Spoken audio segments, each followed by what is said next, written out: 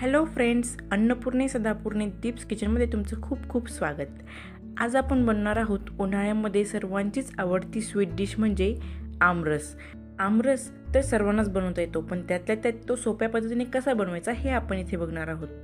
आमरस बनवण्यासाठी इथे मी हापूस आंबे घेतलेले आहेत.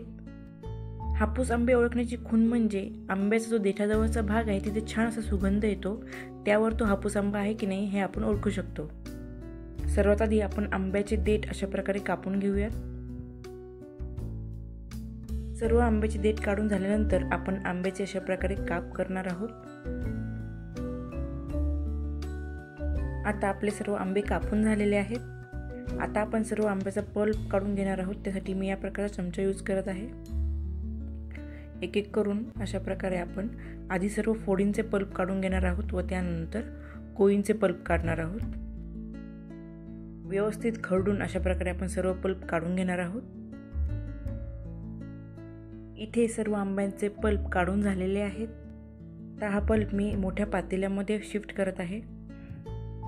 या ठिकाणी पल्प काढल्यानंतर आंब्याची जी सालं आहेत ती आपण 2 ग्लास पाण्यामध्ये धुवून घेणार आहोत. अशा प्रकारे आपण व्यवस्थित मिक्स करून घ्यायचं आहे, जेणेकरून आंब्याच्या सालाला जो पल्प आहे तोही निघेल. यानंतर आंब्याच्या सालांचा रस आपण व्यवस्थित पिळून घेणार आहोत. हा जो निघालेला रस आहे तो आपण पल्पमध्ये मिक्स करणार आहोत. या ठिकाणी तुम्ही पाण्याचं प्रमाण कमी जास्त करू शकता. तुम्हाला जर जास्त पातळ हवं असेल तर तुम्ही जास्त पाणी घाला. आता आपण यामध्ये 1 वाटी साखर ॲड करूया. साखरेचेही प्रमाण आंबा किती गोड आहे किंवा आंबट आहे यानुसार तुम्ही कमी जास्त करू शकता. आता आपण साखर यामध्ये व्यवस्थित मिक्स करून घेऊया. आता आपण थोडं थोडं करून हे मिश्रण मिक्सरमधून फिरवून घेणार आहोत. हे मिश्रण आपण मिक्सरच्या भांड्यामध्ये अर्ध्यापर्यंतच घालणार आहोत. त्यापेक्षा जास्त घातलं तर ते ओव्हरफ्लो होतं. मिक्सरमधून फिरवल्यानंतर तुम्ही बघू शकता अगदी छान असा आमरस तयार आहे.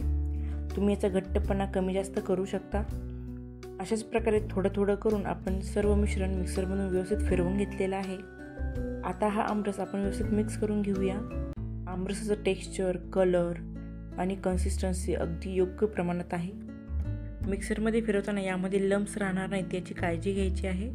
जर आपल्याकडून कधी आमरसामध्ये साखर कमी झाली तर मिक्सरमध्ये थोडासा आमरस घेऊन त्यामध्ये साखर घालून पुन्हा एकदा मिक्सरमध्ये फिरवून घेतल्यानंतर साखर घातलेला आमरस पूर्ण आमरसामध्ये घालून व्यवस्थित मिक्स करायचा आहे.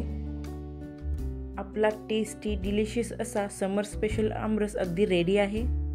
हा आमरस तुम्ही पुरणपोळी, गरम गरम तळलेल्या पुऱ्या किंवा जेवणाच्या सोबत डेझर्ट म्हणून सुद्धा खाऊ शकता.